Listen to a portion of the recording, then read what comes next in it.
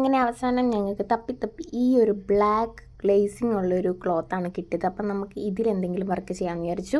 അങ്ങനെ നമ്മൾ യോക്ക് പോർഷനിൽ ഇങ്ങനെ ഒരു റെക്റ്റാങ്കിൾ ഷേപ്പിൽ ഫുള്ള് കൊടുക്കാമെന്ന് വിചാരിച്ചത്. അപ്പോൾ ആദ്യം ഒരു ചെറിയ ബീഡ്സും അതിന് ചുറ്റും കുറച്ച് കുഞ്ഞി ഗോൾഡൻ ബീഡ്സും വെച്ചു.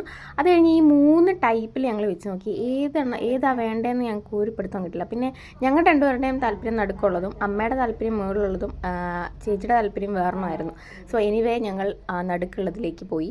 അങ്ങനെ അത് സെലക്ട് ചെയ്തിട്ട് ഉറപ്പിച്ച് ബാക്കി അതിലേക്കായിരുന്നു ഫുൾ ഫോക്കസ്. അങ്ങനെ ചെയ്തുകൊണ്ടിരിക്കുന്ന ഭാഗമാണ് ഇപ്പോൾ ഈ കാണുന്നത്.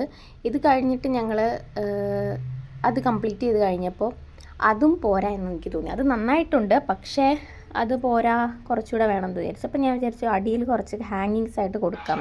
അങ്ങനെ കുറച്ച് ഹാങ്ങിങ്സ് ഇൻക്ലൂഡ് ചെയ്യുകയാണ്. അത് അത്യാവശ്യം നല്ല പണിയായിരുന്നു. കുറച്ച് നല്ല ടൈം എടുക്കുന്നുണ്ടായിരുന്നു ആ ഹാങ്ങിങ്സ് ചെയ്യാൻ. അതുകൊണ്ട് തന്നെ അത് അന്നത്തെ ദിവസം ആ പരിപാടി കഴിഞ്ഞ് അത് ഞാൻ ചിഞ്ചുവിന് വീട്ടിൽ കൊടുത്തു വിട്ടു. പിന്നെ അവൾ ചെയ്തുകൊണ്ട് വന്നു. അപ്പോൾ അത് കൊടുത്തു വിടുന്നതിൻ്റെ അൺഎക്സ്പെക്റ്റഡ് വീഡിയോ ആണ് ഞങ്ങൾ എടുത്തിട്ടുള്ളത്. കാരണം ഞങ്ങൾ തന്നെയല്ലേ, ഞങ്ങൾക്ക് വേറെ വീഡിയോ എടുക്കാൻ ആരില്ലല്ലോ. അതുകൊണ്ട് ഞങ്ങൾ അൺഎക്സ്പെക്റ്റഡ് വീഡിയോ എടുത്തു.